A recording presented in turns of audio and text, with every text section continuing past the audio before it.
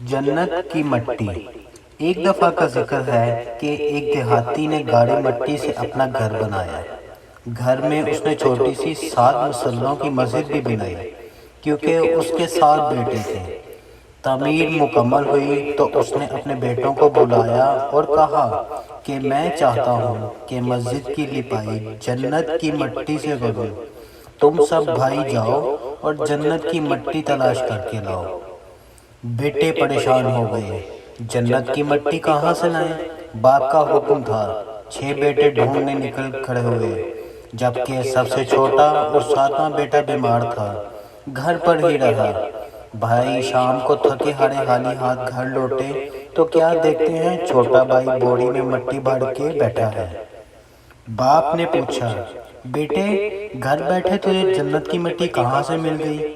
بیٹے نے کہا، سارا دن ماں کے پیچھے پیچھے پھرتا رہا، جہاں جہاں وہ قدم رکھتی تھی وہاں وہاں سے مٹی اٹھا اٹھا کر جمع کرتا رہا، یہ وہی مٹی ہے۔